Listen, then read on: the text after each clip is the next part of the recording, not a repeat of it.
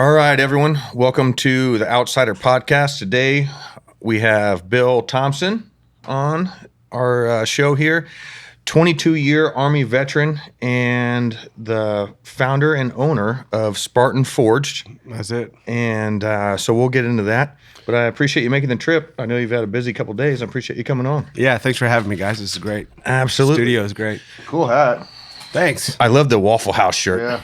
Oh, yeah. That's on point. We've got a guy that we work with. Well, he's actually a part owner, but he owns a hunting show called Seek One. Yeah. They do like urban backyard type of hunting stuff. Oh, They're really? huge on YouTube. I thought you were going to say he owns Waffle Houses. Oh, no. But he's a Waffle House freak, so we made that shirt specifically for him because anywhere he goes, he hits Waffle House, which, to each their own. Baker's a Waffle House freak.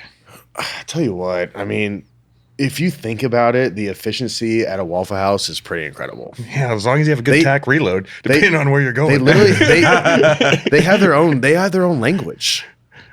I haven't been in a Waffle House in a coherent state to realize that they were speaking their own language. I haven't either, but they have their own language of like how they what you order, the eggs and the hash browns, like they have a whole different language.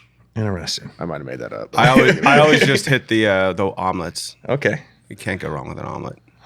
The whole menu's fabulous. Anyway, sorry. So from North Dakota. Yep. Whereabouts up in North Dakota? The northeastern part of the state, like pretty much Okay. 10 miles from the Canadian border. One of my good friends was from Cavalier. That's where I'm from. No shit. That's the You know, town. you know Devin Grube? Yeah, Devin and I went to high school together. What? His mom and I, Kay, Spartan Forge. Well, see you That's guys a later. podcast. Spartan Forge has been sponsoring his memorial golf tournament since the very first No one. shit. I haven't made it, but just because I've been busy and everything, but I want to make it up to one. Yeah, so Devin and I went to high school together. We bought Harleys at the same time. When I was doing support out at Dam Neck as an intel guy, we went back and forth. He actually was the first guy I met when I moved to Cavalier. We're talking middle of nowhere right now. So, I mean, the town I grew up in had 100 people in it. And then my mother got a different job at like a restaurant in the town of 1,000 people, which is Cavalier. Yep. We moved to Cavalier my freshman year. Devin was the first guy I met when I went to Cavalier. Really? He was one of my dear friends. We threw Buzz together. Devin was the man. So you know Tony? Yeah. Yeah. I don't know him well, but I know him. Tony was 2 years ahead, but both SEALs. Yeah. Were you at his memorial in Cavalier? I went. Really? Yeah, and like every year since the first golf tournament, we've sponsored it, and we're trying to increase the amount of money we give to that thing every year. I think last year we did like $7,000 or $8,000. When is the golf tournament? It's in July, so I'm actually coming up. Yeah. I'm actually going to have a crew. Last year, I had the Seek One guys. I'm trying to get Levi Morgan to come this year. Okay. The Seek One guys. Another dude who does urban hunting named Taylor Chamberlain. So last year we went and rented a big house, had like a party for like 3 days. You go down to Sammy's? Oh yeah, dude! I feel like I'm in the Twilight Zone right now because nobody knows. My sister was a bartender at Sammy's. Oh, I got in a little altercation out back. That's gonna happen at his memorial. So that was okay. So you're talking the first year, like right away. Like okay. So he died in December, January? Yeah, my birthday, December 28th. Yep. Of And 2016. then we had a memorial at Little Creek, and then went home up to Cavalier. Was he on your team? Yeah. Went to Cavalier, but they couldn't bury him because the ground is so cold, right? Yeah, it was frozen. So we just had a big memorial. The most welcoming town is the coolest people. We bounced in between the fire station and Sammy's, right? Yep. And it was. What do you do at the fire station? They just opened it up because there's one place big enough indoors that could hold everybody. House everybody. And so they opened up their doors there. So we, all the ladies of the town would bring down tons of food. We'd hang out, drink beer. And then Sammy's was closing, and the hotel, just like 3 blocks away, maybe. Yeah. And we're like, oh, we'll just walk. Well, this is January, February in Cavalier. There's a hotel there? There's a hotel there, very small. Yeah. So there's a huge blonde woman. Would be considered a motel? I don't know even the difference really. It's a hotel, I think. Yeah. There was a tall blonde woman, looked taller than me. She worked the bar at Sammy's. With braids. That was my sister. Maybe you don't remember. She might have pulled you out of whatever altercation you were about to get in because Oh no, I got in a fight. It was With who? Why? Someone says something to Margie, Devin's widow, and it was smart. And I just you're ready. That was it. Yeah. What would anyone say to Margie? She's the sweetest person in the world. I couldn't tell you, but it was something, and then she didn't like it, and she was crying. So oh my goodness. Well, good. Anyway, the guy probably deserved it, but or more than likely did you win? Yeah, and. Boy, if you lost in a fight in North Dakota Cavalier, I'd question your credibility right now.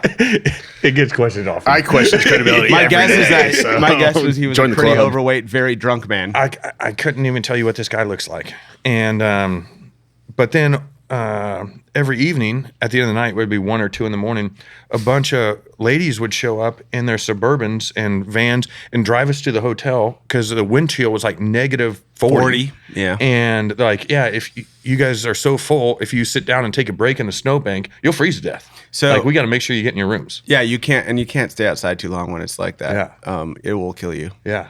And so we can get, I mean, I think I have one connection as well to you. My brother played at the University of North Dakota with Chris Cooper. Oh gosh, who was love Chris, lineman for you. Chris and Cindy. Denver. He's unbelievable. I don't know him super well. Like Yeah. I've just met him like 5 or 6 times. We went to dinner a couple times, but you know, yeah, good we were drafted in the same class at Denver. Oh really? Oh yeah. I mean, dude is phenomenal. So he played at UND. Oh with really? My brother who played at UND. But he's from Alaska. Oh really? Yep. Okay. Yeah. Big, white, just wants to hit people. And Violent and fast. and just wants to protect the quarterback. Doesn't give a shit about anything I mean, you else. couldn't ask for much more than that, right? Nope. Protect the quarterback, hunt, kill some shit, drink some beer. Good dude. Just do his job. Cool. Yeah, so there you go. We got some connections now. Cavalier. Chris is he's coaching now. Is he? Yep. He was down in Miami when I was playing down there coaching. I'm not sure. I need to catch up with him. I'm not sure where he's at now. Then there's another guy from our school that played for the Broncos and for the Colts. So I'm a Colts fan, or I've always been a Colts fan. What? I used to go to Indy in the summers. Then For I've what? got my best friends there, family. Okay. But his name was Rob Hunt, and he was in the same class as Devin, and he played at which when I say the same class, it's like 15 people. Yeah. But he played for the Broncos and he played for Indy, and he might have played for someone else before he got out. But like for that small little part of the state, a lot of linemen come out of there. So Devin spoke at a high school graduation. Have you seen that clip? No. And so he's talking about all the, things kids do in high school up there to go country cruising, drinking some beers on the back roads. And then, Tony was a SEAL. He was a SEAL, and he talked about other people that have graduated from that high school. He's like, we got a little hidden gym up here, and the beautiful part is the cold weather keeps all the riffraff out. Like little hidden gym at Cavalier. That's why I had to leave. Just producing.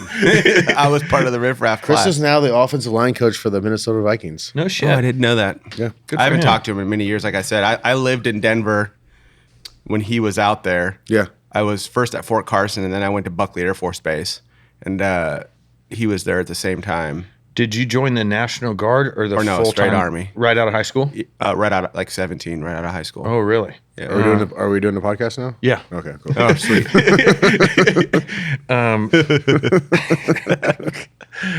We just have a lot going on. A lot of I synergy know. already. You know what I mean? It's Yeah. getting warmed up. Just a lot of So connection where'd you here. go to boot camp? South Carolina. Okay. And joined up to be an intel guy. Why'd you join the Army? Well, I was thinking about the SEALs, and then I can't swim at all. Yeah, the whole Like, it's just- drowning thing is kind of weird for me Drowning too. would suck. And so I went, an Army recruiter came by the school, and then I started thinking about it, and I was like, I think I want to go Navy SEALs. Mm-hmm. I went to the recruiting station. I talked to the Navy guy first, and he told me about like the tests and stuff. And I was not in great shape. I was in horrible shape, but I went and did each one of like the little tests to see. I got in the pool, and I was like, this is just Fuck this. not happening. I'll go take my chances. I like the ground. Yeah. So I went with the Army. Just run around a little bit. Yeah. Yep. And it's actually funny. I just was talking to a guy about this the other day, but I had forgotten my driver's license. So the biggest bonus that I could get was to become an MP, like a military policeman. And I had just forgot my driver's license, and the MEPS station was like 6 hours away, 5 hours away, or something like that. And the recruiter was like, "Well, it's fine. You'll just have to like come back next month." What year was this? 2000. Okay. He's like, "You'll have to come back next month," and I was like, "I'm not coming back next month." Now or never. I gotta go now. I'd said goodbye to all my friends. I had a girlfriend I'd broken up with. Can't go back. You cannot. And Cavalier's like this small town where just full of ball busters. So they're like, go back "Oh man, with your tail between your ass." Yeah, you couldn't even get through like MEPS, like the military and processing. They wouldn't even let you in. Yeah, exactly. The doors. So I was just like, whatever I need to do to get out now. Yeah. And they're like, "Well, we have these intel jobs, and you scored really high on this thing we call GT, like the general technical skills. So you could do that, but we got to bring you into like a skiff, and there's one recruiter that can recruit you into that." So I was hearing the James. Yeah. Sold. I heard the James Bond music, and I was like, that sounds awesome. Little did I know I wouldn't do anything resembling that job for my first enlistment, like at all, period. Really? I was like an admin guy, a gate guard during September 11th. I did like processing leave forms and stuff like that. Exciting stuff. Really exciting. And then Yeah. the first like taste of coolness I got was on a deployment where I was walking like classified documents to like a bunch of ODA guys, like a bunch of A-team guys. I was like, those guys have like rolled up sleeves and hands in their pockets. Like, I want to do that. You can't put your hands in your pockets in uniform. Really? It's a thing. It's a thing. You can't. Put your hands in your pockets. Why do they even have pockets then? That's another reason why I joined the SEAL team. Nobody knows. You're allowed to put your hands in your pockets. Yeah. Well, all these A-team guys like Can't put your hands in your pockets. Can't put your hands in your pockets. We've got a whole litany of rules that will make you like, why? what's happening here. Yeah. Who made up that rule? Who knows? Some sergeant major, asshole. some E9, some sergeant major that I think because it looks unprofessional maybe and lackadaisical. lackadaisical. I mean, to be honest, I don't really like my hands in my pockets either. I think I could do it. But if you want to, You're basically a team guy. if you want to, you reserve the right. That's the thing. Fair enough. I did that, and then I re-enlisted to go to Colorado and to do some Like NORAD or? well, I had started at Fort Carson and then went from there to Buckley Air Force Base, and then deployed again from there, and then got selected for Warrant Officer School. Oh, really? Which is like the nerds of the military, essentially, technicians, and went to Warrant Officer School, and then Connecticut? No, Where's he on? Fort Rucker, Alabama, same place we do SEER School. Okay. And helicopter training, all that stuff. So, and that's also, most warrant officers are helicopter pilots. Very few are actually like technicians. Yep. They're like the offensive coordinator of a military unit. They don't, they're not the coach, which I would say like the officers. They're not the troops, which are the players. They're kind of like the experts on their field, on their thing. I'm always relieved when I get a warrant officer pilot vice a commissioned officer. You should be. Officer. I don't know if the commissioned officer is the right term for. Yeah, see, a commissioned officer, yeah. Okay. But they were, you know, the warrant officer was at least an NCO for a little bit. Exactly. And has some time in. So did that, and then long story short, the Army has like a very long story short, and we can get into it more later, but the Army has like an accepted career program to do intelligence work. They usually require like a technical degree. They always do. They require, you know, languages, hopefully multiple. Do you speak another language? Yeah, French, and I did Russian. Did you go out to Monterey? So I did in Europe. I re-enlisted to go to a school while I was a troop in Germany, and that's where I did Russian. It was just like an off-base thing I re-enlisted for, and then I did French at DLI. Okay.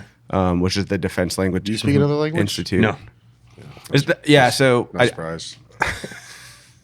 it sounds like he speaks. Sounds like he speaks fists. Throwing down in North Dakota, which is I can say stop, put your hands up. Oh, gosh. If I do. That's it.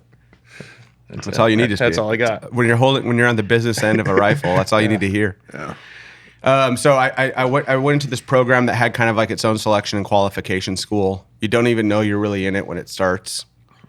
You're supposed to be my driver today. What's that? That's not them. You don't even really know you're in it when it starts. There's multiple disciplines that you can get into. It's like an intel thing. So, and then you get farmed out to, you know, I did work with the guys down at Dam Neck. I did work up with the NSA, all the three-letter organizations. I did some tours with JSOC. So they have that requirement, and then you get trained kind of expert training in all of the intel disciplines. So I went through, SIGINT, cyber, so like ethical hacking, online stuff. I did a couple rotations tours doing that crap, and then went through human training, which is SIGINT, signal intelligence. Yes, and human is human intelligence. Yeah, SIGINT, human, and then computers. Yep. Did that stuff, and then just did a ton of deployments for the latter part of it. I'd done it 2 to that point, and then just did a ton until I retired. Africa, southern Philippines. A lot of people don't even know we were at war down there. We were at war with the southern Philippines? See, there you go. For what? There's a little island down there called Holo Island where there's a lot of terrorist training stuff happening. JOLO is how you spell it. It's literally the middle of nowhere. I said North Dakota was the middle of nowhere. This is really the middle of nowhere. It's like a little island in the archipelago in the middle of nowhere. So I went out there a few times. It was pretty. Iraq, Afghanistan. Yeah, if they could get their... do you guys swear? Yeah. If they could get their shit together, that would be like a destination. Yeah. I mean, there's just tons of these little islands everywhere. The West Coast guys deploy there. Yes, and it's beautiful. Yeah. So I was out there, I supporting. I would think this would just be like a vacation spot. Yeah, it looks like it. Like when you're out there. There's parts of Afghanistan that are absolutely beautiful too. Yeah, Really? same thing. It's like you're in Colorado. Goodness. Yeah. Really? Gorgeous. Oh, yeah. You would think you're in Colorado. Yeah. But So are you on the mission planning side? Intel collection. Okay, gotcha. So, and then while I was in the Philippines, so what it's called is the Autonomous Region of Muslim Mindanao, which is a mouthful, but it's basically like the Christians in the north in the Philippines. That's where all the normal stuff is, and Manila, and as normal as the Philippines can get. And then to the south, there's the ARM, the Autonomous Region of Muslim Mindanao. That's where all the terrorist training camps were. People come there out of Afghanistan, Pakistan. Yeah, one of the guys actually that we were chasing Down to the Philippines? Yeah. Oh yeah. No One of the guys shit. that we were chasing down there. It's a long way. It's a jaunt. It's One of the guys, little bit of a walk. little poke. It's not like going to England or something. But one of the guys we were chasing down there, I was actually arrested outside of Osama bin Laden's compound 2 days after they went there and killed him. Really? So they were going back and forth there in direct contact and trying to spread them the caliphate, whatever you want to call it. So it did that. Afghanistan, obviously. Iraq, obviously. Northern Africa, Southern Africa, or I should say like Mali. Yeah. All the hot spots, all the great destinations. Yeah. And then ended being an advisor to a general officer on like the Army's ethical hacking development piece, Ethical hacking? Ethical hacking. So when we do it, the Americans, it's a ethical. weird word. Yeah. Ethical hacking. It's an odd phrase. I'm going to ethically hack you. I'm going to ethically hack you. Yeah. So I was an advisor to the guy that built all of that stuff for the Army as kind of like my sunset tour. Got to stay home and like not be crazy. And There you go. Did that for a couple of years and then retired. That's awesome. So you retired 2021, 22? Yep.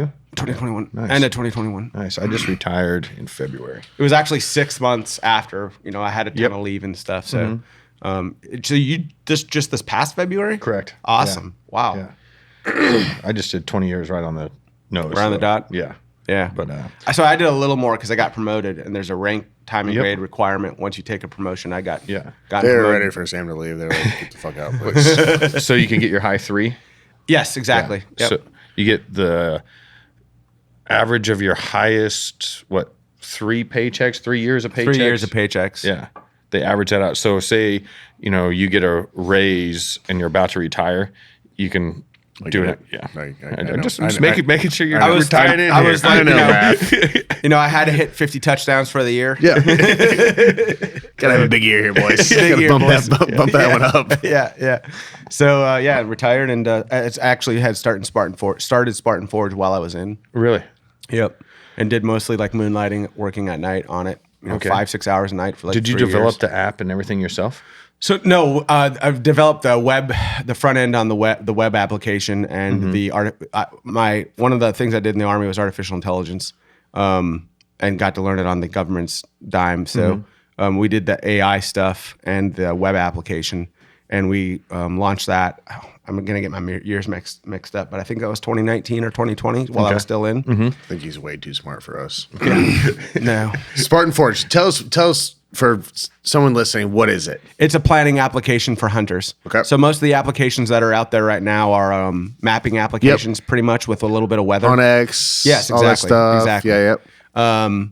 And so in the military, my job was to kind of paint the intelligence picture for a battlefield commander. So you get to a country and they're like, here are the guys we want to kill.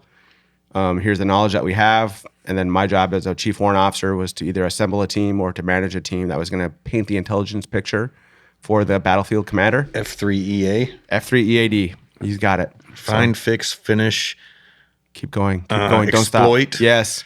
analyze, and disseminate. He's got it. There you go. Motherfucker. Yeah. So, yeah, I watched. You were a SEAL. Yeah. I almost was a SEAL, so I'm basically a SEAL, and he just said that, so he's an intel guy. Bam. I've done So you just told him what to do and how to do it. Yeah, where the bad guys were, Yep. how they were communicating, how we could exploit that, and how we could kill them. So that involves, that cycle is a targeting cycle. Okay. And so I abstracted that targeting cycle away from hunting. I'm sorry, away from the military. Put it into hunting. Put it into hunting, and then developed an app that answers the mail on all of those parts. So you just made my job really easy. So all of those things just for the hunter. Yeah. So how do you find, fix, and finish an animal? Yep. Exploit the area that they're in once they're dead, analyze it, and then disseminate it. And that's what Spartan Forge does in a nutshell. So instead of just mapping and weather, we've got journaling. We've got an artificial intelligence that does animal movement prediction based on collared deer data. We've got LiDAR, multiple maps. There's a thing in there called Blue Force Tracker. Yeah. So if the three of us are hunting together, you draw some geometry on a map. I email you guys a link, and then we're sharing our location and pins while we're inside of the geometry. Mm-hmm. So once we're popping the geometry, you'll get an alert. You're like, oh, Bill's hunting on the back 40 or whatever. Mm-hmm. And you can see where I am. So if you're hunting with kids, Yeah. you're hunting with buddies, or you're giving someone access to your property, you can tell them, hey, download Spartan Forge and come on this team. And then it's kind of, have you used like Life 360? No. Oh, it's like yeah. that. Okay, you have. So there you go. It's like that, only there you go. It's like that, only it's inside of a geometry. Once you get in the geometry, then you're sharing your location, you're auto sharing pins, and it's like risk buy down basically.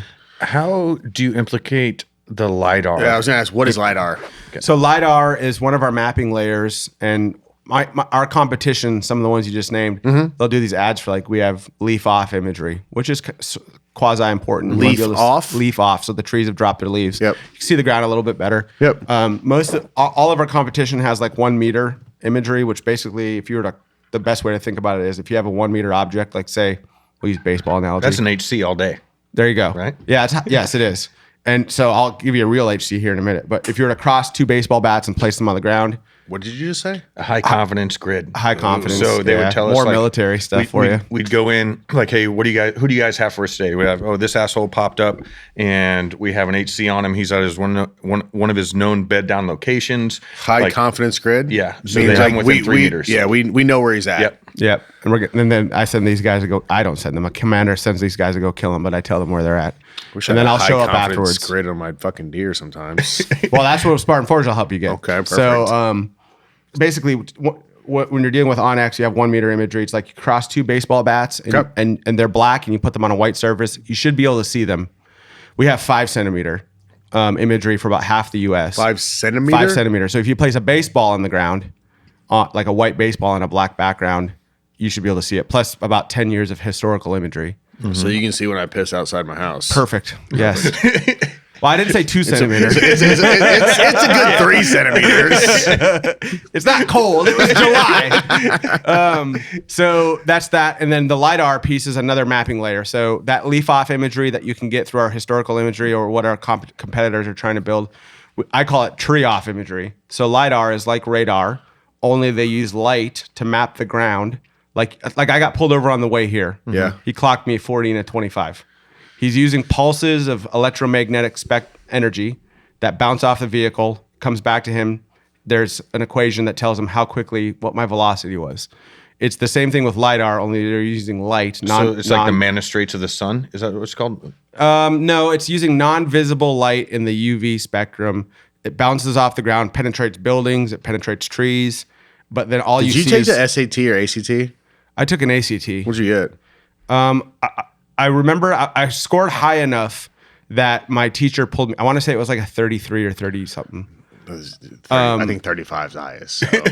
But there was a teacher in my school at Cavalier. Her name was Connie Trenbeth.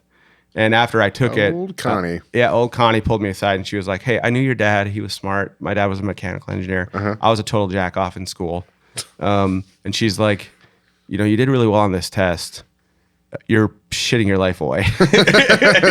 Pull it together, bud. Yeah, pull it together, get it together. And so anyway, the LiDAR imagery, ground penetrating. And so deer, mule deer, elk will use like bedding locations on the side of a mountain where you can't see it with a 1 to 50,000 standard topo map.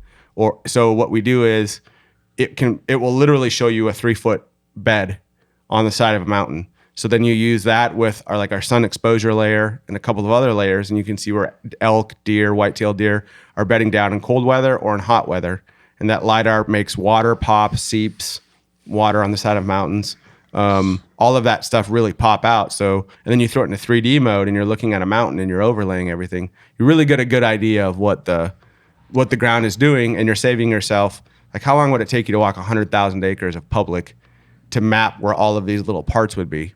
With the LiDAR layer, you can see it all. Yeah. I'm sold. I'm getting it right now. And draw it together. Well, I can get you a free account after this is over. All good. But yeah, so find, fix, finish. There you go. See, he's got it. So before, I remember, and I don't know if it's Manistrates, right? It was like, for example, I'd go ask the Intel guys, how high is this courtyard wall? And based off the shadows, they would tell us. Yeah, that's called photogrammetry. Okay. Or at least that's what I would call it, photogrammetry. And it's basically using known images on a photo. You could use known objects on the photo to determine the size and shape of non-known. Yeah, like images. how high is the courtyard wall? How high is the roof? Yeah. What ladder should I bring? Yep, X, Y, exactly. Z. Yeah. So if there's a vehicle parked next to it that's got tires, and the tires are standard, you can look up the tires and you can say, well, it's this large, it's this far from the sensor, the camera, and it occupies this many pixels. And then the wall is the length of the vehicle sideways is 6 feet, and it's right next to the wall. So the wall is roughly 7 feet away, and it occupies this many pixels. So I can determine I knew you had geniuses behind you guys. Makes a lot of sense. I've got very intelligent human beings. I've got them behind me as well. I'm just faking the game here. Let's be honest. Yeah, But I'm still doing it. yeah. So that we call that photogrammetry. Okay. And there's different ways that you can use it as well. Like you can determine what mountain ranges in the background. You can determine there's all kinds of things you can determine from it based on the quality of the sensor that's taking the image. Okay, another random question for you. I remember a couple years ago, ISIS cut off someone's head, and it was out in the middle of absolute nowhere, and they took a picture or a video of it, and they found that exact location. So I worked the analysis on that. I was at well, we just lucked out on that one because there's not many like that I did, but I was working at an organization in Tyson Corner, Virginia called the National Media Exploitation Center. And that's any media. So you're talking phones, computers, photos, visuals, anything off an MP3 player. Any type of media goes there and gets expert analysis done. And we were sent those videos from the ISIS on the beach. Is the one I'm thinking of where they're cutting those dudes' heads off. Was that in Somalia? No, I think that was. I'm gonna forget where that was now. I can't remember. I want to say it was somewhere near like the northeastern part of Africa, actually. Really? Or something like that. Yeah. It was something in that, and they called it the Levant, and I don't remember what it was called at the time or where it was exactly at the time. But I remember doing the analysis on that, analyzing the background, using the metadata from the photo to establish what type of camera was used, where could that camera be bought, supply chain analysis, that type of thing. That's how you tracked it down? Multiple. There's more to it than that. Sure. Those are the point. That's like kind of what we call That's where open you source. start?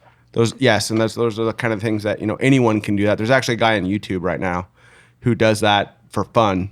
Who I always think like I should reach out to this guy. He's got millions of viewers, but all he does is I just saw it the other day. He'll be like, some woman was saying, "This is what it's like to swim in the ocean at 5:30 a.m. in I saw Nice, that same France." video. So what he does is he looks at the background, he looks at the shadows, he looks at the angle of the sun, and he's like, no, that was 615. Bullshit. Yeah. Yeah, bullshit. This guy's a psycho. So that's open source. Everyone knows how to do that. So I'm not like giving away any trade Was secrets. the military like, please stay in? Were they like, pissed when you left? Like they try to I had really gotten towards the end. Combative? Yeah. Also, I just wasn't willing to play the BS games that were starting to get played. Like I was sitting in like an equal opportunity brief and they said, it doesn't really matter what you meant when you say something. If someone's offended for whatever reason by what you have said, you're the problem. You're the problem. You're culpable. And being an engineer-minded personality, I was like, that's absurd. Yeah. We can't have that. And then the second thing that I'd gotten kind of like talked to for the first time about was like in 2019 or 2020. Maybe it was earlier. Maybe it was 2018. The whole diversity thing was coming up. And I was, they were saying, well, like in your guys' Intel unit, which was like a very select, hard to get into type of unit, like it was just not for everybody. It was really, you had to have your shit together. I faked my way in, but and they were starting to call it like the old white man's club or something like that because a lot of people were white in there. So we went through that same shit. Yeah, it's it's a volunteer program. Anybody can show anybody up. can volunteer and try out. Yeah, and we don't. It's not like somebody's anyway. What she said to me was, well, like you guys should have black people in here. You should have Asian. I'm like, if they try out and they meet.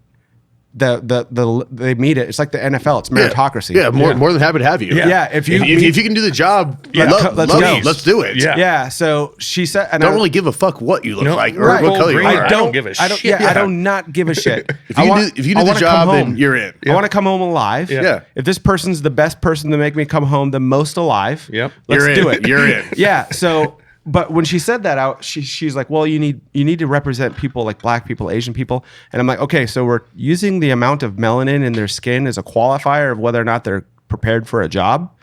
I said, why? And she's like, well, they bring different experiences. And I'm like, how can you say what experiences a black dude will bring based on his skin pigment? What if he's from northeastern North Dakota? He's going to bring the same experiences that I bring. Yeah. Mm-hmm. And so you're the racist. This is where I got in trouble. You're the racist because you're saying all black people are the same. Yeah. Mm-hmm. I'm saying... But she loved that. I'm saying it all depends on where they come from, what their experiences were. And if a white guy is racist... It should be like if they're qualified for the job. Yeah, that's it. I mean, that's it. But like, I'm not the racist. You're the racist because you think we need... black people in here because they bring one experience or they bring one thing. It's like, let's do diversity of thought and meritocracy. Mm-hmm. Anyway, that went over like a fart in church. And they're like, hey, chief, you just shut up. And those, like the colonel I was working for at the time was like, just shut up in the briefings. Yeah. Just don't talk, please. I can't do that. Like you're asking me as an engineer, like to weigh in on these things or be a leader in this unit while we're purporting to be, it's the great elevator. Mm-hmm. Like you've been to my hometown. Mm-hmm. I lived in a trailer court across from the only grocery store in that town. Like right when you drive into it from the west, there's one trailer court. They had to burn my trailer down that I joined the Army from because it was condemned. And then it took me to where I'm here today. The military did all of that for me and nothing else. Mm-hmm. It can elevate anyone out of the mire. Yeah. And put them, Colin Powell, right? So did you always want to join the military? Did you want to go to college? Did you have, I wanted to get out of North Dakota, if I'm being honest. Okay. I just any way possible. Any way possible. And the fastest way possible. And the fastest way possible. If you aren't, I love that place, and I still own property out there, and I'm going to be there in July. Mm-hmm. But if you're not a farmer, or work in the support industry for farmers, or you're not a banker that supports farmers, and you're not a farmer, there's really nothing for you to do there. But I mean, you're super smart. Like you could have probably had a pick of colleges you want to go to. I mean, maybe, but I wouldn't have made it through. It wasn't until the military told me that things like linear algebra could help me kill people that I got interested in linear algebra. Yeah. And like I played with like radio kits when I was a kid. You guys remember like the Scholastic folders they'd send you home with from school and you could pick out books? Mm-hmm. Yeah. On the backside, a lot of times there'd be like a crystal controlled radio or a crystal radio. Or like a ham radio, like self-setup kit. Yeah. I'd play that crap all day long. So college wouldn't have. It wouldn't have, at the time, it wouldn't have suited me. Since like you wouldn't have went to class, you would have showed up for tests, right? And I wouldn't have been able to afford to get in anyway. Yeah, waste my time. Right, and so when I did that stuff as a kid, if a teacher had told me, "Hey, that radio that you had built where you were hearing when you were hearing voices from like Vietnam when you were like 15, like atmospheric bounce. I didn't know what was happening, but I was like, what are these voices? You can actually use algebra and so, like a hidden Markov model to build a better antenna to really get those voices from the other side of the world and really listen to it. If they had said that, So you were cutting whips as a kid and throwing them up in trees? I was trying to increase the bandwidth of the antenna or the receptive, increase the RF link budget of the antenna in order to get. And I didn't know what I was doing. There was no YouTube. Yeah. So I'd like watch some videos where I'd talk to people and try to figure stuff out. But if someone had said, if you understand math and go pay attention in school, I probably would have done it then, but I didn't. So I didn't listen to any of it. So the military, I joined. Just got Pretty standard. hundreds on his ass. He's like, fuck off. But the military, when the military said, hey, you get good at this stuff, you can help kill the nation's enemies. Yeah. And I was all pumped up after September 11th. And I just wanted to go out and lay waste. That motivated me to learn. I was a voracious learner. Like as much as I could, I was ingesting stuff about. There were like two things really: RF theory, computers, and then the founding of our country. I couldn't read enough about those things, and it just motivated the piss out of me to just do as much as I could to further our experiment, the American experiment. Fucking Army loved you. I mean, No shit. What was it like when the towers fell? Being in? I was in basic training at the time. Oh no shit. Yeah, so it was insane. The day it happened, I was at rifle marksmanship, and some guy was pulling his name. I'll never forget his name. Everyone's got their September 11th story. I wouldn't remember this guy's name otherwise if he wasn't the dude who told me. But this guy named Orta, it's like a Mexican dude, was pulling ammo from the truck, from the van that the ammo was in, and said, "Hey, dude, I just heard like somebody flew planes," and he said some crazy shit like the buildings and like the Eiffel Tower or something, or Congress or something crazy. And I was like, that doesn't make sense. My recruiter had actually kind of prepped me and said they might mess with you and say that there's a war breaking out and ask for volunteers. And people don't volunteer are going to get fucked up. Oh really? So that's what I thought was going on. Little did I know. And I could tell actually later the drill sergeants were all different. Everyone, there was just like the weight in the room. It was like mom got slapped by dad at the dinner table. Yeah. And everyone's kind of like, everyone's on edge. yeah. And then the next day they told us, but we didn't have media rights, as you know. Yeah. Oh, so you didn't know till the next day? I didn't know till the next day. No kidding. And then I didn't see a video of it until I was off to what you guys would call A school. We call it AIT. Did you go to Really? Fort Huachuca? Fort Huachuca. Where were you when you found out? I was You're younger than me. Yeah, I was in my room before school. My brother. You were a senior. Yeah, I think so. Something You like were that. still in school. Yeah. No, I wasn't a senior. I think I was a junior. No, you were. Well, then. Yeah. Then they held you back because I was in college. Yeah, I got held back. Gotcha. Shocker. Way to stick it to him. Let's talk about his dad after this. Viewers to be just making sure fucked up my family. everyone's. Come on. We're gonna get there. Later we'll cover his uncle in the closet. Exactly. And my brother was home for some reason. He was in the Army, and he got a call early and said, "Hey, pack your bags. We're getting," he was in the National Guard. Sorry, we're getting activated. And so he left that morning. Then I just remember watching it all morning. I don't know if I went to school that day. Probably not. I don't think he went to school a lot. And especially not that day. Yeah, and just watching everything unfold. And then shit, I think my brother left shortly thereafter. Really? Yeah. He did the push. He did everything. I was at Vandy in a freshman in class. Oh, really? Yeah. What happened? Like, how'd they handle it? Gosh. I mean, I remember like the news that the first one hit and they rolled, remember they had the TVs? Yep. On the stilts? Yeah. Or the cart? The cart, they rolled it in and turned it on, and we watched the second one hit. Really? And I mean, we had a lot of kids from New York. I mean, I remember like kids just running. It was a big class running out because like their parents worked at somewhere around. What an insane time of history in history. It's like our Kennedy assassination, right? Yeah. Like everyone from my mom's and my father's generation knows where they were when he died. Everything stopped. Yeah. And really, I mean, obviously hasn't really gone back to normal since. No. It's a new normal. Right. It is a different, you're right. It's so strange. But, you know, so I remember we literally would just, on the planes, like we would just go straight to the bus, straight to the tarmac, no security on the plane and take off. And after that, it was like, all right, now, you know, you've got to go through security. I mean, they have security right there and stuff. And the shit changed in a hurry. Yeah. Everything. And like you said, it's quite apropos. Nothing's gotten back to normal since. No. It's just a normal. It's what it is now. Well, they realized how. I think the government realized how much power they could get over people with things like the Patriot Act and stuff like that. They're like, well, we're not giving this up. Yeah. Like, you know, it was written on the wall in one of my troop spaces, and I think it said something to the effect of treat every day, or today is September 12th. Yeah. You know, 2001. How everyone was unified. Well, not I wish, you know what I mean. Yeah. The country is unified, American flags everywhere. You know, it's just unfortunate to bring out that level of patriotism. Through an event like that. Yeah. I wish we could just, you know, have it again just out of the American goodwill. I remember. And appreciation. The Army made us fly in uniforms right afterwards. We'd have to fly in like our green, our Is that Gumbies. when that started? Yeah. Well, that's when it started for us. Like, if you're going to fly, you're using your uniform to fly. And I think they wanted it to be like a show of force on the planes. Like, even though I was no show of force at the time, be like, that guy's the Army. Let's do it. We're doing this. But I'd gotten upgraded like first class by people. Like I'd be walking onto the plane, and someone would be like, take my seat. And it was crazy, right? And then it kind of over time, you know, kind of had the opposite effect with people.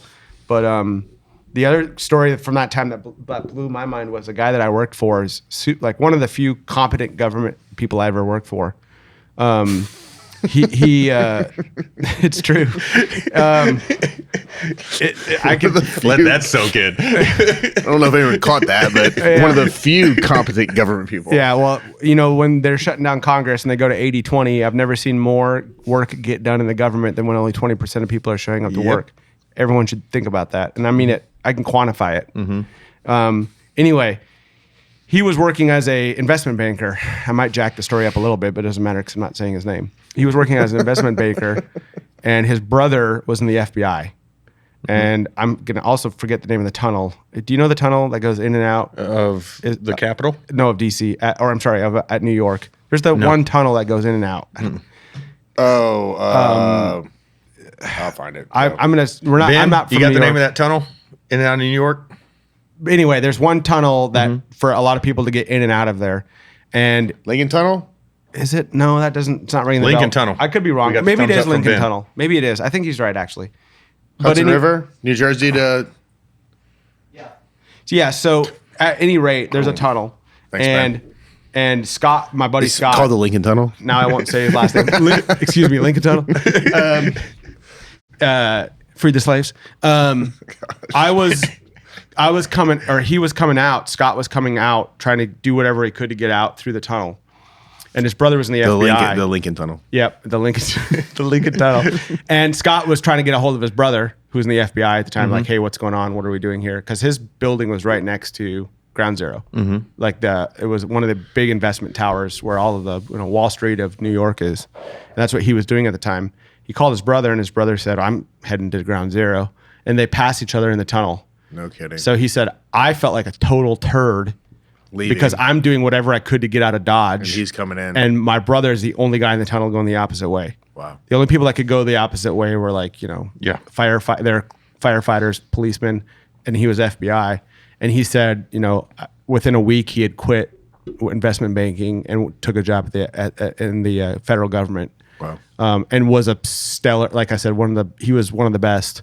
He's still in right now. No, I'm sorry. He just retired and now he's back. I think he might be back to his old gig, but he did 20 years and just solid, patriotic, like the guy that you want in the federal government was him. And that story always raises hair on my neck. Like I told it at my retirement dinner, everyone's trying to run out and get out of Dodge and his brother's heading into the fight. Insane. Isn't it crazy to look back and just think about some of the heroic moments that you've seen in your career and your life, and you're like, dang, like that guy has a huge set of balls on him. Am I living up to the expectations I put on my guy? You know, and it's interesting. There's some true awesome human beings out there that are willing to lay it all on the line every day. Yeah, and I mean the ones I really think about because I have the pleasure of being able to know about them with the organizations that I worked with. I knew a lot of guys that I either went through training with or worked with that were at deep cover, and some of these guys did get captured and killed, and their kids will think forever that they were, you know, a computer salesman in Dubai, and no one will know their story, ever. You know, maybe in 50 or 75 years, whatever the declassification stuff is, maybe his grandchildren will know that he was a deep cover guy, had access and placement, wanted to further the American experiment, decided to roll the dice, and got hemmed up and, you know, tortured to death. Is there a those timeline guys on that? I think it's 50 years. Okay. I think, well, like secret no foreign is 50 years. Oh, really? And most of these guys are secret no foreign. Yeah. No foreign people can be briefed on to the compartment. So secret, there's unclassified, FOUO, secret, and top secret. And then there's top secret SAP, and then there's SAPs that are acknowledged and SAPs that are unacknowledged. Secret no foreign, I think, is the bottom, and that's 50 years. And then some of it's never. Did you use stuff for the CIA? I didn't. I worked with inside of those organizations or with those people, always as an Army guy. Gotcha.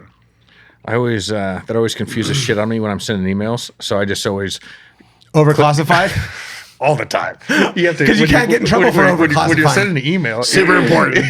You can only get. Is this important? I don't know. It's super important though. Hey, dude, you want to get chow? Exactly. Top secret. I don't know how to. You have to click like 7 different things. Yeah, you have to click a bunch of compartments and say what it was that you're sending. So you can't get in trouble for overclassifying. Yeah. You can only get in trouble for unclassified. Hey, dude, you and your buddy that are SEALs, that's actually FOUO, and you just marked that unclassified. You owe me 15 days of pay. Yeah. But those guys, I think about a lot too. Let's get some beer. Super classified. Yeah. But I'd go through. You know, I went through the lone operators course and the expeditionary officers course, or the high risk SEER course, and I would run into those guys who are like, you know, just. I don't even know how to put it. They just got pulled into this thing by someone, and they're like, yeah, I work at a store out, you know, in Dubai or something like that. And now I'm here learning how to not get screwed up under extreme pressure. I think about that often when we're doing this podcast, just sitting around bullshitting and having a good time. And there's still out there tons of people out there swinging the fucking hammer. Yep. Like doing God's work. Yep. And, you know, I feel bad at times, but, you know, I did my time and now I'm doing something else. But, I just always try to remember, like, there's people out there just doing fucking work right now. Yeah, and they're the silent professionals, right? Like, you'll never know their story. Those people, it's something else. Yeah, super cool. Yep. To know that many people that are that patriotic. Yeah. You know? Yep. And patriotic's one thing, but especially in today's world. Yeah. Right. Yeah, still believe in the experiment. Yeah, I think it's. I mean, I don't think they're few and far between, but like there's a lot more people than you think. They're definitely neutered, or they're afraid to talk about it. Yeah, You know, you know, like people that feel that way. I said it the other day. I was on another. Do you know Chad Robichaux? I do not. He's awesome. You should look into him. He was I think he was MARSOC, but he and I worked on some similar programs back in the day. And he was just on like the Sean Ryan show. And Sean's here in town. Yeah, he lives in Franklin here. Oh, does he? Yeah. Oh, I didn't know that. He worked with, he did similar types of work and that similar background. But, you know, they went to Afghanistan to go and rescue a bunch of people that they worked with. Like, I want to say it was like 17,000 people, like during the Afghanistan withdrawal. Okay, yeah. Him, a friend of mine, Sarah Verardo, Tim Kennedy, and some other people went out there. We're having Tim on tomorrow? Yeah, Tim's I here. just was with Tim in Texas for nice. last week. Oh. Yeah. In fact, he beat the piss out of me the other morning and then posted it on Instagram like a real hero. That's what I like to do with all my victories also. Yeah, exactly. Put it in front of my 1.5 million people. This nobody I just Make sure everyone knows.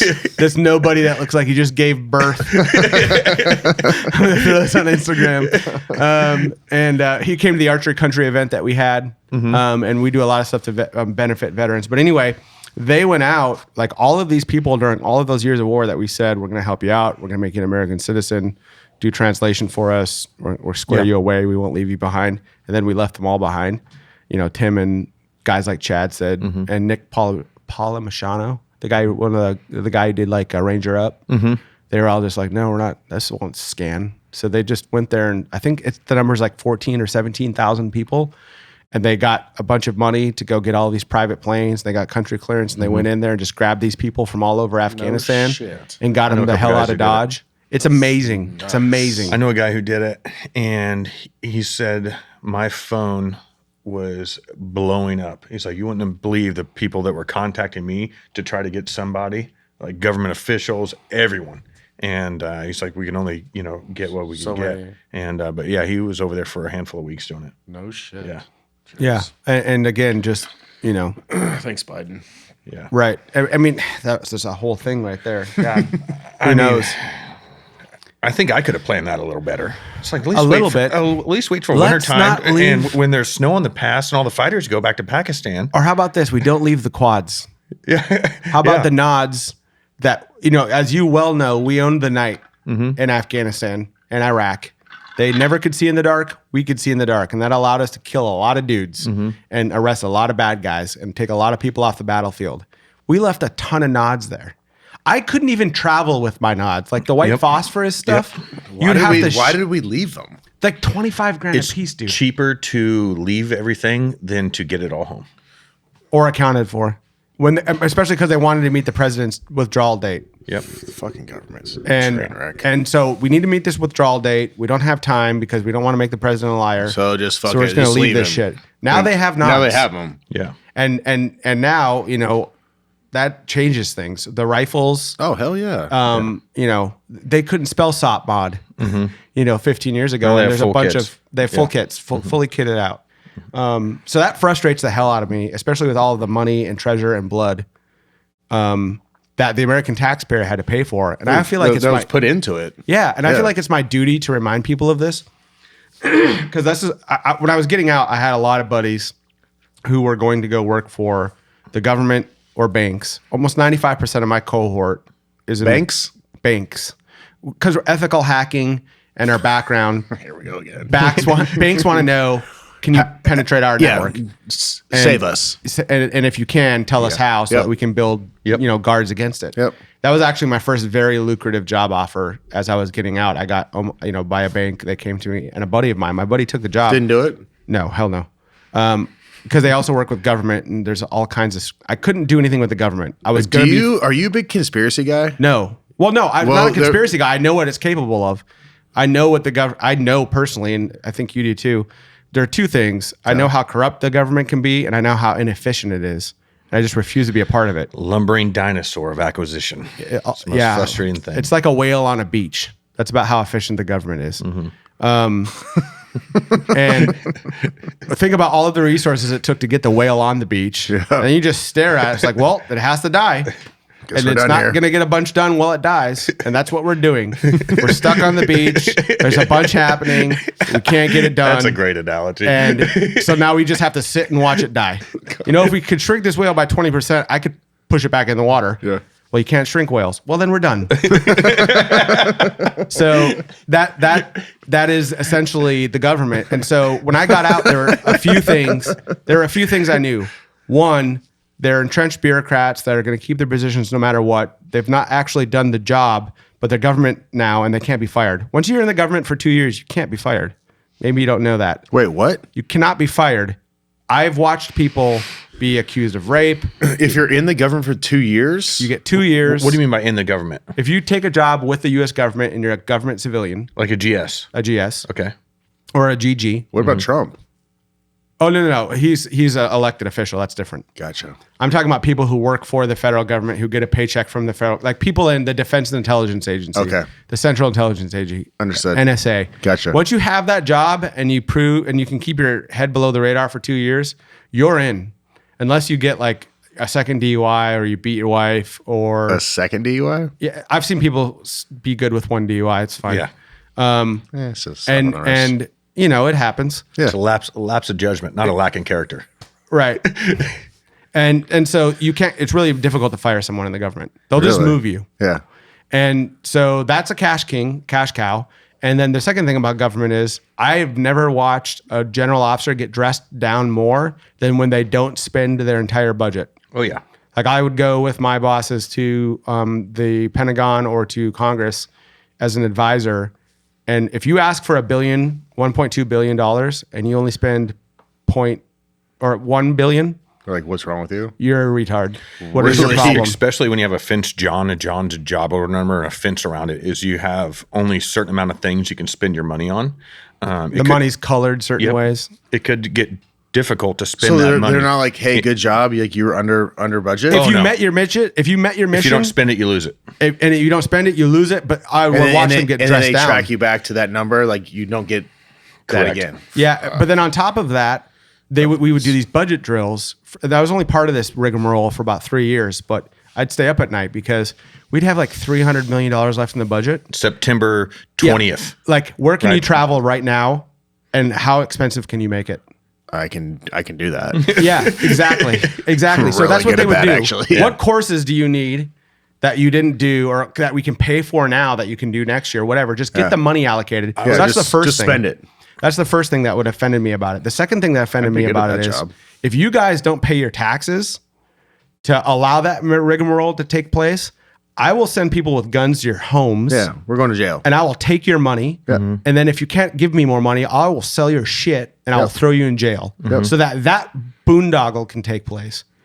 And that was offensive to me. And then on top of that, the fecklessness of it. Even though we expended all of that money was spent, we really have nothing to show for it. And it takes like Besides new Dysons in every room in the office building, like they just spend money on anything to get rid of it.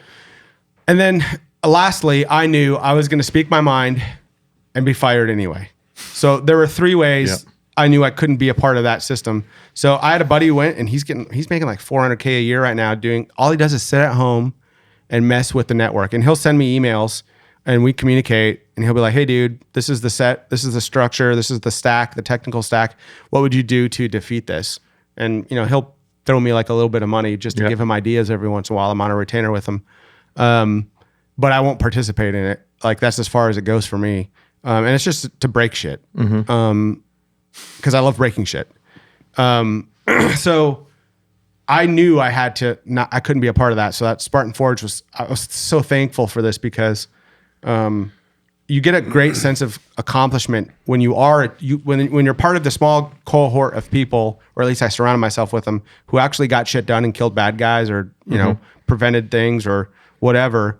You get a great sense of accomplishment from that. And I was really afraid about losing that. You know what I mean? Like it was kind of like for your situation, I will win games and my preparation, the work, the studying, I can measure it and quantify it. I had a good season. I had a bad season. I improved. I didn't improve.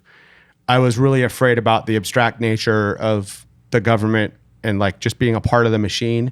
So when Spartan Forge came along, it's like, well, now instead of killing bad guys, I get to help a dad and a son kill a deer. How did it come to fruition?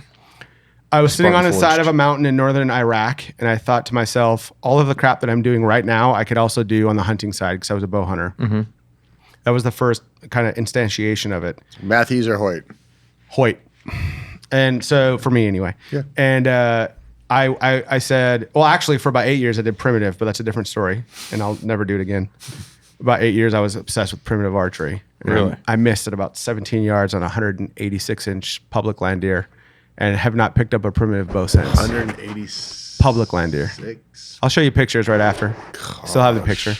He was hit by a car while I was in Afghanistan the next year. And the lady where I had access to this public through her yard showed me the picture of the deer. Oh man, It's brutal. Yeah, brutal. But anyway, I'd never picked because he bounded off to like 40 yards, and I watched him for like 20 minutes try to piece together exactly what just happened. Because I was in a spot where he probably never saw humans. 17? About yards? 17. Were you high or low? I was high up in a tree. No, the arrow. the shot. I thought he was because of his size. I thought he was much closer. Okay. So it ended up low. Yep. Damn. But where was I going now? I forget what I was going to say. You were on the side of a mountain. Oh yeah, and I said I could do this for hunters, and I could help create memories. My value hierarchy, which I've thought about since my second deployment to Iraq. My second deployment, I'm going to make this really quick. My second deployment in Iraq, I was really upset. The towers had fell, and I didn't understand what Iraq had to do with Afghanistan. But I was out there on my second tour. I'd missed the birth of my son. I was pissed, and I thought I was going to be done with the military after this deployment. So I was trying to exactly figure out what I was a part of and what I was doing, and I have an addictive personality. So I started reading. I started with like the Constitution, our founding documents, the Federalist Papers, Thomas Hobbes, Leviathan. It ended with like Søren Kierkegaard, Either Or, and Carl Jung and Friedrich Nietzsche, like all the way to the very origins of Western thought. Yep. And and by the end of that kind of like 8-month period where you know how to, if you're not running ops on deployment, you've got workout time. I read and worked out. That's all I did. And I didn't do much on that deployment as far as ops. So I got to take in like 7 years of knowledge in like a year. And by the end of that deployment, I re-enlisted. I was like, now I know what I'm a part of. I know why I'm here. The American experiment is important. I love the basis of our country and what it stands for. We've gotten away from that. But if anyone needs to be a part of it, I need to be a part of it now. And I was like 25 or 26, and I actually re-enlisted while I was out there. And that for me was kind of a turning point. And Spartan Forge was the natural progression for me, as now I'm not assisting soldiers or battlefield or the commander. I'm assisting hunters and their sons and making memories and doing the same thing. And the top of the value hierarchy that I established on that day in Iraq when I re-enlisted was truth and the individual. So what can I do to bolster the position in life of the individual, the person? And how can I use truth to do that? And I've got a whole framework of things that I'm going to do post Spartan Forge. We just actually took on our first really large bit of investment, and I can see kind of like a light at the end of the tunnel where I won't be needed anymore in this.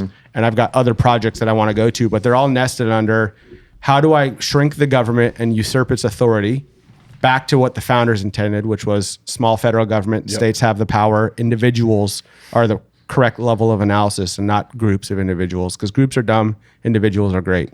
Is the investment still open? For what? Whatever you're doing. Oh, I mean, all the stuff. Yeah, the stuff I'm going to do or started doing. Long story short, I've got 3 trailers of uncancelable infrastructure. I've created a large language model that can teach you how to build a SOP Mod 2 build out of a civilian M4. It's legal, but they're not going to like it. Amazon, when this gets big, you know, hey, some kid shot himself in the foot because his parents let him sign up for your app, and he wasn't supposed to be using this large language model, and he shot himself in the foot. So Amazon's going to cancel you now. That's going to be a problem for me in a year or two. So I started creating these trailers that have mobile server space, and I'm going to put all of my stack on those trailers. Then I can move them wherever. So if I got to put them in Texas or Montgomery or wherever, they're there, and the continuity of my application can persist. That's a separate effort from Spartan Forge, but it's something that if you guys start getting dicey or spicy on your podcast, and Shopify's like, hey, Jay said the other day, blah, blah, blah, blah, blah, you guys can't use Shopify anymore. My thing will be the uncancelable infrastructure where you can't be canceled. You cannot, unless you're breaking the Bill of Rights. Yeah. I'm not going to cancel you. It's like Truth Social, what happened with that, with the Donald Trump stuff, where we're going with OpenAI and you know, the black founders, when the Google stuff, like that's all dumb. Can we not be dumb? We've come so far. So I have these other things that I'm doing where the top, it starts with Spartan Forge, individual autonomy. Like my large language model inside of Spartan Forge can tell you how to build a primitive arrow, how to knap flint, brain tan a hide, intersection and resection with a compass. We're producing a video series where we're going to find some kid like, you know, south of Fort Wayne, Indiana or something, who lives in a trailer with his mom, and he's got, you know, no money, but he wants to hunt. He watched Cam Hanes and he's like, I want to hunt. Yep. He's going to be able to pick up Spartan Forge, get on the large language model, go buy a $300 bow from Walmart, which you can do. I did it. And he's going to be able to put on some green clothing, and the large language model will show him how to hunt, how to scout, how to tune a bow, how to sight in his bow. If he's got no dad in the home, it'll show him all of that stuff and allow him to get out there and put venison on the table for himself and his mom. That to me is where I'm going with this. That's the experiment for me, is how much capability can I push the individual, regardless of their socioeconomic stature, give them some meaning, some richness of life, individual autonomy, and all using the truth. Like, that's my framework. That's where I'm going with this. That's amazing. Unbelievable. Yeah. And so well said. So how do you power your stack and your trailers? So right now, 15K generators. Yeah. And we've got some in Florida, and I'm moving one actually in July to my cabin in North Dakota, near Cavalier. Yeah. North of Cavalier, where my dad was born, is this no-horse town called Baku. My grandfather broke horses on the farm that I bought. That was his job. And, Did you say no horse town? Yeah, I said no-horse town, like, You could say one horse town. One horse it was smaller a than bit no of a horse town. joke. Just saying, like, we didn't even have one horse. Gotcha. I like it. I've learned a lot of this podcast. There's a lot of things I want to be saying here today. And I thought I was the quick one for a second. But so I have 40 acres up there. We're going to put a trailer there. We're going to distribute them in freedom loving, Texas, Tennessee, North Dakota, places where it would be difficult to cancel us. Yeah. And they can tether through an ABIS link, or they can tether through a cell phone link. But then we're also coming out with other cool stuff that I can talk to you guys about afterwards that are just going to empower the individual to learn and to make decisions at their level. And there will be no judgment, whatever they want to do. I don't care if you're a hairy-pitted, hot 25-year-old coffee barista that wants to experiment with mescaline on the South Beaches of wherever. You'll be able to use my product to get out there to secure yourself, to learn, and to be left alone. Because for me, the political spectrum these days is not left and right. For me, the political spectrum these days is people who want to be left alone and thrive, and people who won't leave anyone alone. Like, where are you on that spectrum? I want to be left alone, and I want to build great things and help people and push the spirit of innovation and greatness as far as possible, because that's how we put rockets on planets. That's how we cure cancer. That's how we, that's how we make the world a better place. Then there's people who don't produce. They just don't want to leave anyone else alone. And they want to control what words you can use, how you use them, what you do, where you go, what light bulbs. You can't plug in those light bulbs without government approval. The EPA has to stamp, an unelected body of bureaucrats has to stamp people we can't check or get rid of because they're part of an entrenched institution, have to approve that light bulb. Why can't that happen at the state government level? Like, why can't states do that? What powers of profundity are bestowed upon you when you become a federal bureaucrat? I could say none. But for some reason, they decide how these things work. None of them have ever built a light bulb. Why? I don't get it. So what I want to do is push decision-making authority so that Jay can choose his own toilet and his own light bulb, right? And do his own thing. And I don't care, like left, right, I don't care. Like, I'm like this is going to sound weird, but I encourage you to watch it. I'm like a 1996 Bill Clinton guy. Like, go watch his State of the Union in 1996. Lower taxes, better employment, secure the border. Bill was great. Yeah. I mean, I'm with that. Yeah. I don't care about his personal life either. I don't give a shit less. That's me. Yeah. Everyone else has changed. I haven't changed. Yeah. That's where I'm at this point in my life. But, I have nothing also in common with a Mitch McConnell. I'm not trying to get political here. All I'm trying to say is these people want to move power to the top of the pyramid. What they don't understand is that the base of the pyramid is what supports it. Yeah. And I'm trying to move that power back down to the bottom and make people, it'll start with hunting. My son and I got out there this weekend. We put 80 pounds of venison in the freezer, or we got on an elk on some public land, because you can get draw odds from our app. We have a neural network we call Cyber Scout. You can ask it hunting regulations questions. How much orange do I have to wear? That was going to be my question for you about your app, because I watch a lot of like Northwoods Law and like the game warden shows with my kids, and a lot of the shit is truly confusing. It's hey, meant what sector did you draw in? Are you like, or did you draw your tag in? Are you in the right sector? You know, like, and Montana's brutal. You can literally give it time. your best effort and still fuck it up. Yeah, It's so confusing. And they'll still take your money. Yeah, Even if exactly. they understood how you got to where you are. Like, I get why you said that, so I want to arrest you, but here's $1,000 fine and I need that rifle. Yep.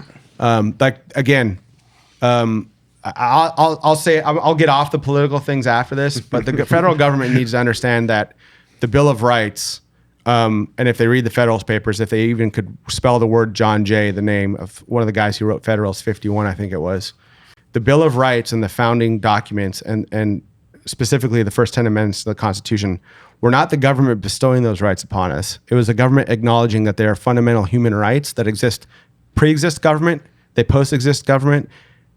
From the time we crawl out of a cave, we had a right to defend ourselves. We had a right to peacefully assemble and say what we thought. So the government didn't give us those powers, and they can't take them away. That's the level of analysis for me that I'm dealing at. And I think technology is a good thing when it's used for the right stuff. You can use a scalpel to kill someone or to cure someone. The technology and the advent of it is the same thing. We need to use it for people who are doing good things with it. So I choose to do good things with it. And I think that people will get behind that because we want to be capable. We want to go out and get lost in the middle of the woods. We want to be with our son, getting tenderloins over a fire of a kill that we just had. There's very deep meaning there and things to be found. And that kind of, the other thing I'm trying to do with this, and I was talking to Tim about the other day, but is a kind of reawakening of, we've lost in our society, the coming of age for men, especially women, it's forced upon them. Coming of age for a woman, it's nature will imbue it on women, and they got to do it, right? Sure. Like it happens. But for men, it's being abstracted later and later into life. You got 30-year-olds who don't know what it's like to be a man, and we've lost those. So, like for my son this year, I've gotten together with some very good friends of mine. We're going to take him hunting. We're going to get him on his first animal. He's going to eat that animal. He's going to get blood on his, and then we're going to baptize him. Just group of men together and say, hey, dude, you killed this animal. We're eating it together. You're 16. You're a man now. This is what it means to be a man. And just surround him with that and like reinvigorate that culture. We did it with football, I played football through high school. The military really was where I became a man, but I would say I was 26 or 27 and I had to kind of figure it out on my own. The military really hadn't given it to me yet. We need to reinvigorate that. And we can do that through hunting. We can do that through individual autonomy. We can do that through freedom. We can do that through rights. And that framework and what I'm trying to build will push that to the lowest level possible. And that's what I'm trying to do with all of this. Well, that's amazing. We'll see. Wow. Yeah. If I'm not, I said the other day to a buddy of mine, if either we've gotten back to like 1986 America, where there's wraparound sunglasses on everyone and neon swimsuits, and we're running behind boats and having good time sipping whiskey, and the economy's great, and there's another Reagan in the White House or another Bill Clinton in the White House, and if we haven't reinvigorated that, I need to be in jail. It's one or the other for me. Like I'm either dying in a cell at 65 because like some kind of Socratic death where I was corrupting the youth. That's awesome. I hope that 65 would be great. Time for me to go on a hunger strike and die on a cell floor. Or I'm on a beach and we're having a great time with my new friends. Yeah. And it's for me, it's those two ends. Mark my words today. Those are the two outcomes for me. I'm not going to die on a bed as an invalid shitting myself. Yeah. I'm going to go hard towards the light. And that's where I'm going. It's inspirational. Wow. Yeah, I think that's it. I'm having a hard time comprehending the absurdity of the situation. I'm inspiring a Navy SEAL and a elite level athlete. I'm the fat kid from North Dakota with tape on his glasses. Yes, but you're laser focused on a goal. Yes, Right? that is true. Mm-hmm. And I think that's another thing. You've educated yourself to the point where you're going to be successful. We'll see. The day's young. And what does that success look like? Does it look like the beach or the jail cell? That's the success to me. That is the success to me. Correct. Yeah. And I've told my wife this many times, and it stresses her out probably, and my kids. Like this, there are two ways this ends for me.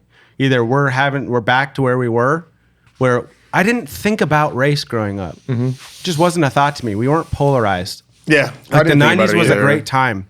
Yeah. Even into like the early 2000s. 2006 was an awesome year for me. Like so many things happened. I bought my Harley. I deployed to combat, Sturgis. My daughter was born. Like, and we weren't thinking about any of that crap, like any of this stuff. And then something happened where it's all our media and all of our time is consumed with combating these things that weren't even an issue 10 years ago. Yeah. Like we had fixed it. We had it. We just need to get back to that. I agree. Hopefully we do. Yeah. I don't know. Can't have it soon enough. Yeah. I don't know if it's going to happen, but I think hope. I don't think it happens through politics. I think it happens through culture. yeah, I agree. Yeah. Yeah. Like, I think politics is going to fix shit for us. Right. Yeah. They're the It's got to be slaves. people. Yeah. We got to figure it out. Yep. People doing cool shit. Like what you guys are doing here with this podcast, just talking about cool stuff. Yeah. We're trying. Getting ideas out there. Yeah. That's what's going to do it. Having geniuses like you on the podcast really kind of I just don't want to talk anymore, you know? I don't even know what to say. I mean, I mean, unreal, bro. we'll see. I mean, we've got this large language model that we're putting out right now. I'd love to show you guys afterwards just so you can interact with it.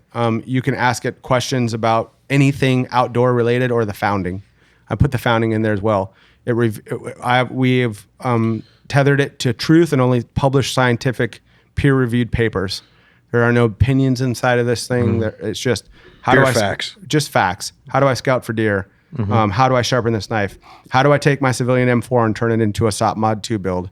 Where can I buy a white phosphorus nod set? How do I prep my basement for a flood? Northeastern North Dakota, where I grew up, we had the largest flood in the middle part of the U.S. where we weren't in our homes for like 3 weeks. It was totally underwater. Early 90s? 1997. I'm not saying the bombs are going to fall, but you do need to be ready for those kinds of things. Yeah. You need to be ready for a solar flare. You need to be ready for the power to go out. A lot of that information is on like forums where it's difficult to get to and you don't know what's bullshit or not, what's not. Our large language model can bring you through all of those things. Anything that you want to do. You guys know who Donnie Vincent is? No. He's a hunter. yes. You know who he is? Love Donnie. Yeah, he's an outdoorsman, great dude. He's when I had my podcast before, I had him on. He came into town. I met him out in Las Vegas. We had dinner. He's awesome. He told me the first time he wanted to go get a bow, he wouldn't go to the bow shop because he was afraid to look like an idiot, and the bow guys can kind of be dicks. He said the first time he decided to go there, he drove around the bow shop for like 3 hours. I know a ton of people who have said that same story. Oh yeah, bows are intimidating. Yeah. Exactly. The whole process, like the sights, arrows. And you don't know what's a fall away. What is this? Like why do I care about the spineness or the stiffness I still of don't the know arrow? shit about them, and I shoot them. Well, the Cyber Scout, you can learn all of it. Anytime you ask yourself a question, you can learn it, you can put it together. And the goal of my app is that you'll never need the app. So 2 or 3 years after using it, you've got it figured out and you can move on. You're good. And that's, that's what I'm trying to do with that. So So are you all in on Spartan Forge? Do you have your own Instagram, own page? Or is I it have my all- own Instagram. I have, which is, small compared to Spartan. Sure. It's more like the stuff that I do. Like we're doing image generating AIs right now and some other cool stuff. If you go on my personal one, you can see like our last 3 advertisements in Eastman's and Field Ethos. If you guys haven't heard of that, it's a great magazine. But I have been all AI generated, all built by AI that we have on Spartan Forge. So pretty cool. I used to pay someone like $5,000 to make an ad and then a photo shoot and all of that stuff. It ended up costing me $10,000 to $12,000 to get a good looking ad in a magazine. Yeah. I'm doing it for like $30. It cost me about $30 to make my last ad.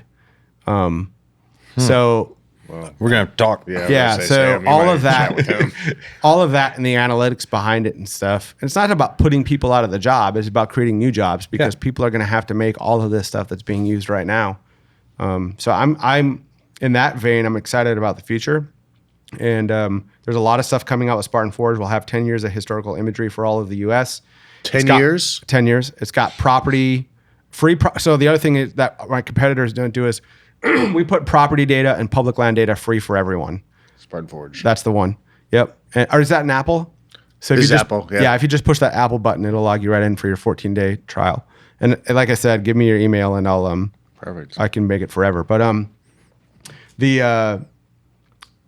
our free app, which we don't require payment for in any way, shape, or form, gives you that public land and private land data for free. If you want that from another company, you're looking at $100 a year. Oh, easy. So for the kid, again, the 19-year-old who just watched the video, he's trying to go to school or he's a dishwasher or whatever, and he wants to go shoot a bow, he at least won't have to pay for that. Yeah.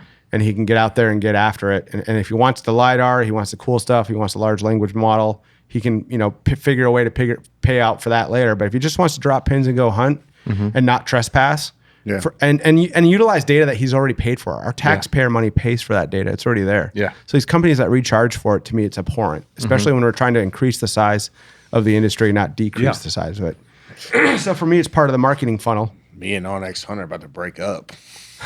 I can't wait to use it. Oh, yeah. I'm excited. And I'll show you my app on my phone because we're about to drop some stuff probably in the next couple of weeks where we've really perfected how to use the map and how to do that type of stuff. And lots of features coming out. We've got sunshade stuff coming out. So it's esoteric, but we've got the 10 years of historical mapping. We've got the large language model. And then we're doing trail camera integration stuff as well. So you can integrate your trail cameras with it and they can learn. And the trail cameras can inform you on your property of like when things are most productive, when they're least productive. So you hook trail cams to it, and then the AI gets the pattern of life on the deer, and then you get Is there a maximum amount of trail cameras you can put on it? No. But that's not out yet though. We're building it right now. Oh. But the thing about it is, do you need I know someone with a lot of game cameras. Oh, what's that? Do you need what? I said, do you need a guinea pig? I mean, I'm happy to. Yeah, we can hook it up. We should have something that's ready here in about 2 or 3 weeks to hook up, and it'll start learning. The point of it is people don't have time like they used to, and they still want to be productive, and they still want to put their own venison on the table. So some people will question me about the ethicality of it, like, "Hey, you're using an AI to learn about hunting." I'm like, yeah, exactly. Well, I want drones about hunting. Yeah, I want as many people to learn and to do it as possible. And when it comes to like, that kid and that mom, that's really. Like if he gets to put 70 pounds of venison in the freezer and she can use that money elsewhere to better their lot in life, that's the story for me. Yep. Like that single mom and that kid, I grew up in a single mom household, that mom and that kid getting that meat in the freezer and doing it for free using my app to do that, that makes my life. Like I get messages from those guys throughout the year and I screenshot them and share them with my employees, guys that I work with. That's the focus. That's what we're doing. We're increasing that individual autonomy and we're helping people achieve something. And we're not just there to make a buck. Of course, we have to be a profitable business or it goes away. But I'm not going to charge them more that I ought not to because taxpayer data that they've already paid for or just dropping maps. Anybody with a Mapbox account can drop pins on a map and walk to a pin. We shouldn't be charging for that. We should mapping and companies like Onyx and HuntStand and HuntWise and BaseMap have become commodity data distributors. It's data that everyone has. What are you doing with that data? What are you building on it? And that's why we have competitors who are trying to do the trail camera thing where they'll, it'll try to tell you integrated with a mobile app, like on your property. At the base of it needs to be a neural network that's built with collared deer data and collared elk data and collared mule deer data because the deer don't always show up on the camera. They'll walk behind the camera or they're not in the area or they're not seeing it. So at the base of our neural network is this 2,000 years of collared deer data. What I mean by that is if one doe wears one collar for 8 years, that's 8 years of data. If 3 doe wear 3 collars for 8 years, 24 years of data. We've got 24,000 years of that data, or I'm sorry, 2,000 years of that data sitting at the bottom, and then the cameras on top of it educate the network. And again, so like Jay, if he's got in his county, let's just say 1,000 cameras deployed, and he's got a county right next to him, or someone in the same county who's a kid that can't afford those cameras, I won't give them Jay's data, but I will tell them, hey, buck movement's up 20% this morning in your county. Sure. So now this kid that would never have access to that data, doesn't have the money to aggregate that data, he knows can benefit from it. Yeah. And be like, crap, I need to take the morning off. The first bit of rut activity is taking place in my area. Again, decentralizing. Awesome. Yes, it's phenomenal. The dissemination piece of the F3 EAD. Excellent. Laser focused, selfless, wants to help out everyone, man. Well, there's more to the story than that. Yeah. I also like a bit of the drink and used to have an obsession with killing people. And I swear too much. My wife could come on this podcast and tell you all kinds of negative things about me. I think she knows my heart's in the right place, though. I think we have a little bit in common. Yeah, we probably all do. We're the same. We probably all Yeah, that's the experiment. Excellent, to me. man. Well, tell us where we can find all your stuff. SpartanForge.ai, Instagram. I'm up every morning, 5 a.m. I'll start taking my pre-workout, and I answer all of the DMs on Instagram and all of the customer service tickets. I'm going to do that as long as I can. Right now, I'm spending almost 2 hours a day on it. But if people have a problem with the app, they want to see something different, they don't like something, whatever they want, you're doing it. I'm doing it for now as long as I can, because I think it's an important touch point. That I'm actually listening to the consumer and not just force feeding them, what you want. Yeah, what I want or what I can do because I own a particular market segment. Sure. And I'm trying to transcend just the hunting marketing segment with Cyber Scout and other things like it, hiking, fishing. We're doing duck features for this year for duck hunters, which is really an underserved market. We just closed our investment round on Spartan Forge, and I only say that not to like be a hoity-toity or whatever, but saying I'm going to be able to increase my capacity now. I'm doing between 15, 18-hour days right now. I'm going to be able to hire some people, bring some stuff on, and laser focus on product and get rid of some of the marketing pieces and some of the other stuff that I've been doing and really focus on product and product quality. So I'm very excited about that. And we've got great investors and great partners. And I think the biggest thing that I did in the military and the biggest thing I do with Spartan Forge now, my biggest talent is not whatever some tests said about my intelligence, which I still find them to be questionable. The diagnostic criteria on those are not settled. What I do think I can do is recognize what a good person looks like when I meet them, and that helped me when I was doing human intelligence operations in the Army, or when I was doing signals intelligence operations or assembling teams. Like, this dude's heart in the right place, this guy's a turd. I usually in the first few minutes that I meet someone, I know right away, and I trust my gut on that. It's not something I can quantify. I've just always trusted my gut. I've built a team of people. Our competitors have between 300-400 employees apiece. We're doing this right now with 15 dudes. Wow. And we're all force multipliers. We're all doing 3 or 4 jobs at least a piece. So my biggest quality is, I think, my best quality is recognizing good people and empowering them and then giving them a direction, then leaving them alone and letting them get after it. And that's where I hang my hat. It's amazing. Yeah. I love it. Well, great job, man. Well, thank you. Appreciate you coming in town. Appreciate the rhetoric and your insight on gotta have you back. Your lens of life. Oh yeah, you're coming back on. Yeah, I would love to. And as we do more things. Yeah. And we'll be doing veterans hunts and stuff like that. So if you guys want to send a couple bottles of whiskey or some beer, stogies. We do a veterans hunt every year. That money goes to Devin and his family, or not to Devin, but to his family, and getting kids. This year, actually, we're going to do our veterans hunt, raise money for Kate and the family, Margie, and then we're gonna. If a kid wants to go from North Dakota, from Cavalier, from that area, from where Devin is from, wants to go to STEM education, we're going to try to get them a full ride.